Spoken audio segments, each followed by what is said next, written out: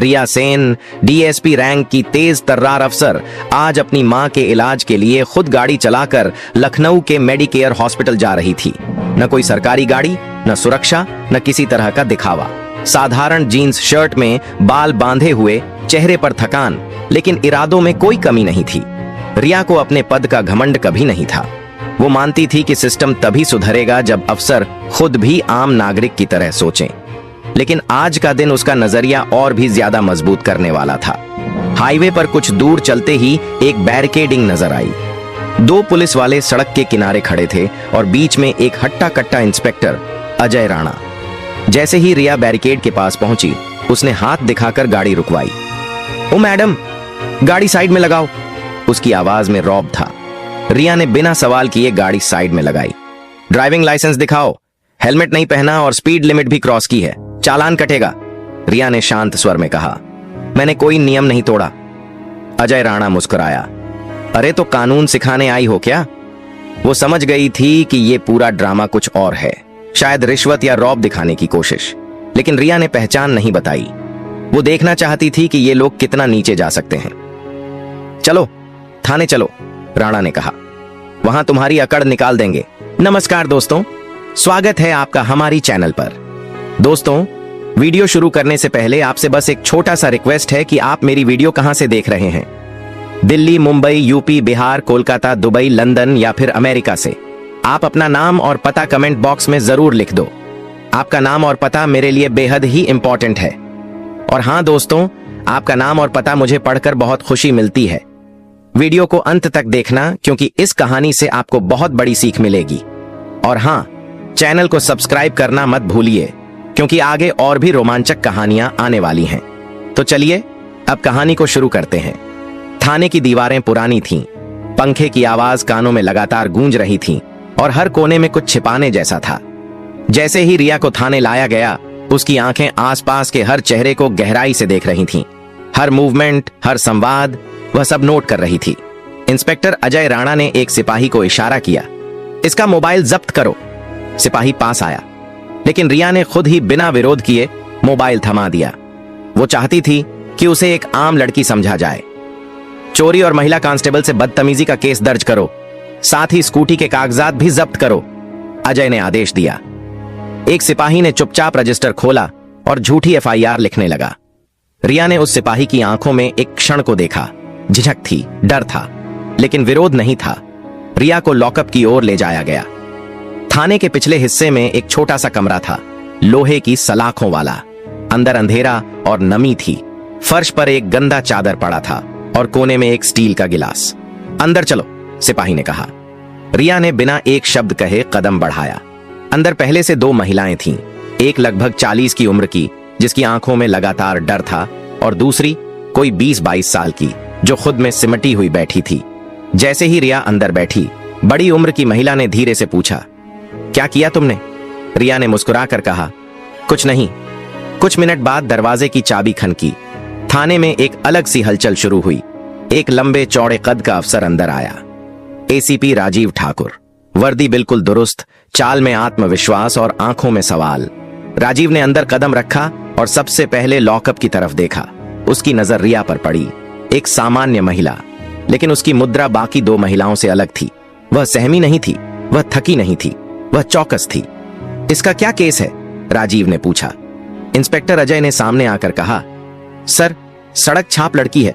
Checking के दौरान बदतमीजी की, महिला सिपाही से झड़प भी हुई। राजीव ने लॉकअप के पास जाकर रिया को ध्यान से देखा और पूछा, तुम्हारा नाम? रिया ने सिर उठाया और सीधे उसकी आंखों में देखा। रिया सेन, उसने ठहर कर कहा। DSP posted in Gorakhpur. मेरी ट्रांसफर फाइल आपकी टेबल पर है। कुछ पल के लिए पूरे थाने में सन्नाटा छा गया। राजीव ने तुरंत मोबाइल निकाला और कंट्रोल रूम को कॉल किया। डीएसपी रिया सेन का रिकॉर्ड और ट्रांसफर ऑर्डर भेजो, तुरंत। 5 मिनट में सब सामने था। अजय राणा, अब तुम फंसे हो, राजीव ने सख्त लहजे में कहा। रिया अब खड़ी हो चुकी थी। उसकी आंखों में वही तेज था जो एक ईमानदार अफसर के अंदर होता है। उसने कहा, मैंने जानबूझकर अपनी पहचान छिपाई, क्योंकि मैं देखना चाहती थी कि तुम जैसे लोग आम जनता के साथ क्या करते हो। अजय की पेशानी पर पसीना था, लेकिन उसके चेहरे पर गुस्सा अभी भी बाकी था। सर, ये हमें फंसा रही है। इसका कोई रिकॉर्ड नहीं, राजीव ने बीच में टोका। अब चुप रहो और हां, लॉकअप से इन्हें तुरंत बाहर निकालो। रिया बाहर आई और उन दो महिलाओं को देखते हुए बोली, आप लोग अब सुरक्षित हैं, मैं वापस आऊंगी। राजीव ने एक सिपाही को आदेश दिया, इस पूरे थाने की गतिविधियों की जांच शुरू करो। और यहीं से शुरू होती है रिया की असली लड़ाई, सिस्टम के उस अंधेरे हिस्से से जिसे उजाले में लाना अब जरूरी हो गया था। राजीव ठाकुर ने अपनी टेबल पर रखी फाइल को ध्यान से देखा। फाइल में रिया सेन का नाम, पद और हालिया ट्रांसफर आदेश स्पष्ट दर्ज था। उनके माथे पर हल्की सी शिकन उभरी। शायद खुद पर गुस्सा था कि उसने इस मामले को पहले गंभीरता से क्यों नहीं लिया। इसकी सूचना तत्काल डीसीपी को दो, उन्होंने सामने बैठे कांस्टेबल से कहा। अजय राणा अभी भी वहीं खड़ा था, लेकिन अब उसकी आवाज में रौब नहीं, बेचैनी थी। सर, मुझे नहीं पता था, राजीव ने उसकी बात को बीच में काटते हुए कहा। तुम्हें नहीं पता था या तुमने जानबूझकर अनदेखा किया? एक ईमानदार महिला को झूठे केस में फंसाया, उसके साथ धक्का मुक्की की और अब सफाई दे रहे हो? थाने में मौजूद बाकी सिपाही अब एक दूसरे का चेहरा देख रहे थे। किसी की हिम्मत नहीं थी बोलने की। रिया अब सामने आकर खड़ी हुई। उसकी आवाज साफ थी, लेकिन उसमें रोष भी था। मैंने अपनी पहचान छिपाई ताकि देख सकूं कि आपके नीचे काम करने वाले अधिकारी जनता के साथ कैसा व्यवहार करते हैं। यह सिर्फ मेरे साथ नहीं हुआ, यह हर उस लड़की के साथ हो रहा है जो अकेली होती है और जिसे यह सिस्टम कमजोर समझता है। राजीव ने सिर हिलाया। उन्होंने तुरंत एक नोटबुक निकाली और सब कुछ लिखवाना शुरू किया। घटना का समय, तारीख, आरोप और लॉकअप में डालने का पूरा सिलसिला। हम फॉरेंसिक जांच भी करेंगे, CCTV footage, mobile call records, FIR entry time, सब। इस केस को दबाया नहीं जाएगा, उन्होंने कहा। इसके बाद रिया ने उन दो महिलाओं की ओर इशारा किया जो अभी भी लॉकअप में बैठी थीं। इन दोनों से भी बात कीजिए, इनकी कहानी भी सुनी जानी चाहिए। क्या इन्हें भी झूठे केस में फंसाया गया? राजीव ने तुरंत महिला सिपाही को बुलाया और निर्देश दिया कि दोनों महिलाओं को मेडिकल चेकअप के लिए भेजा जाए और उनका बयान लिया जाए। अब रिया थाने के हॉल में खड़ी थी, सामने पुलिस स्टाफ की लाइन, जिनकी आंखों में अब भय और संकोच था। मैं आज सिर्फ एक पीड़ित नहीं हूं, रिया ने कहा, मैं एक चेतावनी हूं। इस देश की हर लड़की के लिए आवाज उठाने का वक्त आ गया है और मैं इस सिस्टम की सच्चाई सबके सामने लाकर रहूंगी। तभी बाहर एक गाड़ी आकर रुकी। यह डीसीपी ऑफिस से आई टीम थी। राजीव ने खुद दरवाजा खोला और अफसरों को अंदर लाया। मामला बहुत गंभीर है, वरिष्ठ अधिकारी ने कहा। डीएसपी मैडम ने जो आरोप लगाए हैं वो अगर सही निकले तो न केवल अजय राणा बल्कि इस थाने के कई अफसरों पर कार्रवाई होगी। और अगर गलत निकले? अजय राणा ने लगभग फुसफुसाते हुए पूछा। रिया ने सीधा उसकी आंखों में देखा। अगर मैं झूठी निकली तो मैं खुद इस्तीफा दूंगी, लेकिन तुम तब तक जेल में रहोगे जब तक सच सामने नहीं आ जाता। राजीव ने रिया को देखा, एक सच्ची अफसर जो सिर्फ सिस्टम का हिस्सा नहीं बल्कि उसे सुधारने का इरादा रखती थी। थाने के हर कोने में अब खामोशी थी, लेकिन इस खामोशी में एक नया तूफान पल रहा था, जवाबदेही का, ईमानदारी का और बदलाव का। रिया को अब इस बात का स्पष्ट एहसास हो गया था कि यह मामला सिर्फ अजय राणा तक सीमित नहीं है। कुछ ऐसा था जो परत दर परत नीचे तक फैला हुआ था, एक संगठित तंत्र जिसमें सिर्फ निचले स्तर के नहीं बल्कि उच्च स्तर के अफसर और संभवतः राजनेता भी शामिल थे। राजीव ठाकुर और डीसीपी की टीम ने रिया से अनुरोध किया कि वह मामले से खुद को अलग कर लें और फॉर्मल जांच टीम को जिम्मेदारी सौंप दें। लेकिन रिया का जवाब था साफ, अगर एक ईमानदार अफसर को ही साइडलाइन किया जाएगा तो सिस्टम सुधरेगा कैसे? उन्होंने खुद अपनी एक छोटी जांच टीम गठित की, 3 पुराने खुफिया एजेंट्स और एक टेक्निकल अफसर जिन पर उसे भरोसा था। नाम नहीं, सिर्फ काम से पहचाने जाने वाले लोग। उनके पास पुलिस सिस्टम का वो चेहरा देखने की दृष्टि थी जिसे आम लोग नहीं देख पाते। पहला कदम था अजय राणा के फोन, कंप्यूटर और ऑफिस लॉकर की फॉरेंसिक जांच। कई अनऑथराइज्ड ट्रांजैक्शंस, संदिग्ध कॉल लॉग्स और व्हाट्सएप चैट्स बरामद हुए। इन संदेशों में कुछ कोडवर्ड्स का इस्तेमाल हुआ था, जिनमें D2, ब्लैक और गोल्ड क्लास जैसे संदिग्ध शब्द शामिल थे। रिया ने टीम के टेक एक्सपर्ट राहुल को यह कोड डिकोड करने का जिम्मा सौंपा। कुछ ही घंटों में राहुल ने एक चार्ट बनाया, किस तारीख को कौन सी गाड़ी निकली, किस केस में पैसे लिए गए और वो पैसा किस अकाउंट में गया। दूसरा कदम था गवाहों की तलाश। उन 2 महिलाओं के बयान ने केस को और मजबूत किया, लेकिन अब जरूरत थी ऐसे लोगों की जो खुद सिस्टम का हिस्सा रहे हों और अंदर की कहानी बता सकें। रिया ने पुराने एक कांस्टेबल को ट्रैक किया जो कुछ महीने पहले ही ट्रांसफर होकर गया था। वह कांस्टेबल डर के साए में था, लेकिन जब रिया ने उसे सुरक्षा देने का आश्वासन दिया तो उसने मुंह खोला। मैडम, यहाँ तो हर महीने कट ऊपर तक जाता था। हर फर्जी केस, हर जब्त की गई स्कूटी, हर वसूली, सबका हिस्सा बंधा था। रिया ने सारे बयान रिकॉर्ड करवाए वीडियो टेस्टिमनी के साथ। अब सबूत बढ़ रहे थे, लेकिन सबसे बड़ा झटका तब लगा जब एक बैंक स्टेटमेंट सामने आया जिसमें पैसे सीधे एक वरिष्ठ आईपीएस अधिकारी के रिश्तेदार के अकाउंट में ट्रांसफर हुए थे। अब ये जांच सिर्फ एक थाने तक सीमित नहीं रही, ये एक पूरा नेटवर्क था जिसमें थानों से लेकर सचिवालय तक के नाम जुड़ने लगे थे। रिया ने एक गोपनीय रिपोर्ट तैयार की। इस रिपोर्ट में 18 नाम, 12 केस स्टडीज और 40 से ज्यादा दस्तावेज जुड़े थे। रिपोर्ट को उन्होंने सीधे राज्य के गृह मंत्रालय को भेजा। कुछ ही घंटों बाद जवाब आया, आपको पूर्ण स्वतंत्रता दी जाती है, कार्रवाई कीजिए। अब रिया के हाथ में सिर्फ फाइल नहीं थी, एक असली तलवार थी जो भ्रष्टाचार की जड़ पर चलने वाली थी। राजीव ठाकुर ने भी इस मिशन में पूरी तरह साथ देने का वादा किया और इस तरह शुरू हुई वो लड़ाई जो सिर्फ एक अफसर की नहीं बल्कि पूरे सिस्टम की आत्मा को बचाने की थी। जैसे जैसे रिया की जांच गहराई पकड़ती गई, वैसे वैसे सिस्टम की सड़ांत खुलकर सामने आने लगी। लेकिन जितना आसान था सच्चाई पाना, उससे कहीं कठिन था उसे जोर से कह पाना, क्योंकि अब मामला सीधे सीधे सत्ता से टकराने का था। थाने के दस्तावेजों और गवाहों से यह स्पष्ट हो गया था कि हर महीने की अवैध कमाई का एक बड़ा हिस्सा ऊपर तक पहुंचता था, एक वरिष्ठ आईपीएस और एक विधायक के सचिव के खातों में। रिया ने जब इसकी रिपोर्ट तैयार की और उसे प्रेस के सामने रखने की योजना बनाई, तभी राजनीतिक दबाव शुरू हो गया। उसी रात रिया को एक गुमनाम कॉल आया। अगर जान की सलामती चाहती हो तो ये सब छोड़ दो, जो हुआ उसे भूल जा। रिया ने फोन काट दिया, लेकिन अब वह और भी ज्यादा दृढ़ हो चुकी थी। अगले दिन रिया ने डीसीपी ऑफिस के बाहर प्रेस कॉन्फ्रेंस रखी। उसके चेहरे पर तनाव था, लेकिन आवाज में आत्मविश्वास। कैमरे चल रहे थे, पत्रकार सवाल पूछने को तैयार थे। आप कह रही हैं कि एक वरिष्ठ अधिकारी इसमें लिप्त है? एक रिपोर्टर ने पूछा। रिया ने सीधे कैमरे की ओर देखा। मैं कह रही हूं कि कानून के ऊपर कोई नहीं है, न वर्दी, न कुर्सी और न ही किसी पार्टी का झंडा। मीडिया दो हिस्सों में बंट गया। कुछ चैनल्स ने रिया को जनता की सच्ची अफसर कहा, तो कुछ ने उसके आरोपों को राजनीतिक स्टंट करार दिया। सोशल मीडिया पर hashtag @justice with DSP Riya trend करने लगा, लेकिन उसी के साथ अब फेक फेम रिया भी चलने लगा। इस राजनीतिक उथल पुथल के बीच एक बड़ी खबर सामने आई। रिया की जांच रिपोर्ट में जिन नामों का जिक्र था, उनमें से 3 लोग उसी सप्ताह सरकारी पदों से इस्तीफा दे चुके थे। एक मंत्री ने अचानक विदेश दौरे का बहाना बनाकर खुद को अनुपलब्ध घोषित कर दिया। राज्यपाल कार्यालय से आदेश आया, इस मामले की जांच के लिए एक स्वतंत्र विशेष जांच दल गठित किया जाए और उस टीम की कमान सौंपी गई, फिर से रिया को।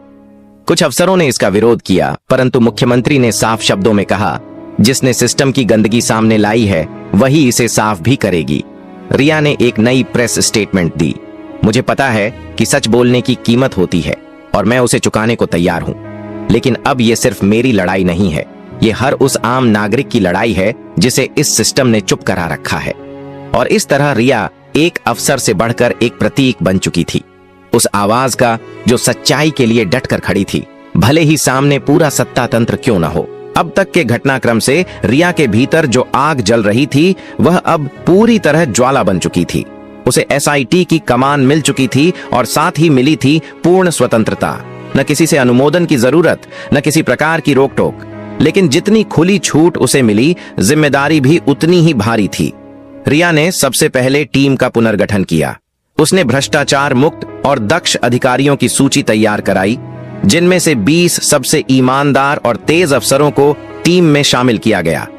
टेक्निकल स्टाफ को दिल्ली से बुलवाया गया और फॉरेंसिक सपोर्ट के लिए हैदराबाद लैब से तालमेल किया गया। 18 दिन का समय है हमारे पास, रिया ने पहली मीटिंग में कहा। 700 फाइलें, 35 संदिग्ध नाम और 12 संवेदनशील केस, हर चीज को देखना है, पर सटीकता के साथ। काम दिन रात चला। रिया खुद रात 2 बजे तक ऑफिस में बैठती, दस्तावेजों की जांच करती, फाइलों में खो जाती। उसकी आंखों के नीचे काले घेरे जरूर आ गए थे, पर इरादे अब और चमकने लगे थे। एसआईटी की छापेमारी हर रोज नए खुलासे कर रही थी। एक ब्लैकमेलिंग रैकेट का नेटवर्क पकड़ा गया, जिसमें थानों से लेकर जिला कार्यालय तक की सांठगांठ सामने आई। एक स्टिंग ऑपरेशन में एक अफसर को 5 लाख की रिश्वत लेते हुए रंगे हाथ पकड़ा गया। उस वीडियो को सोशल मीडिया पर डाला गया और देखते ही देखते वो वायरल हो गया। जांच के दौरान कई नामी अधिकारियों के बयान भी लिए गए। इनमें से कुछ ने बयान के बदले संरक्षण मांगा, तो कुछ ने खुद को निर्दोष साबित करने के लिए पुराने रिकॉर्ड पेश किए। रिया ने हर एक को निष्पक्ष रूप से सुना, पर जहां गलती पाई गई वहां बख्शा नहीं।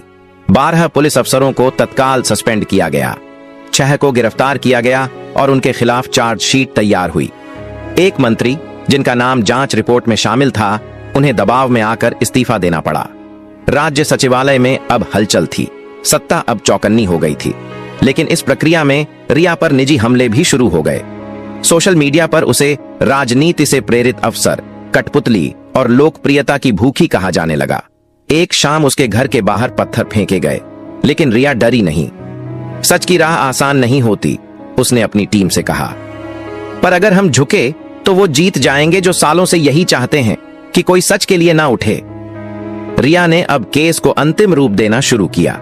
हर चार्जशीट में पुख्ता सबूत, गवाहों के बयान, सीसीटीवी फुटेज, कॉल रिकॉर्ड और बैंक ट्रांजैक्शंस शामिल किए गए। केस की गंभीरता इतनी थी कि उच्च न्यायालय ने स्वतः संज्ञान लेते हुए सरकार से विशेष सुनवाई की मांग कर दी। एसआईटी के अंतिम प्रेस ब्रीफिंग में रिया ने सिर्फ एक पंक्ति कही, अब बात अदालत की है, हमने अपना कर्तव्य निभा दिया है। और वास्तव में वह कर्तव्य इतना व्यापक था कि अब उसका असर पूरे राज्य की पुलिस और प्रशासनिक प्रणाली पर साफ दिखने लगा था। रिया की कार्रवाई अब अदालत के दरवाजे तक पहुंच चुकी थी, लेकिन असल हलचल तब मची जब एसएसपी स्तर के अधिकारी को गिरफ्तार करने का आदेश जारी हुआ।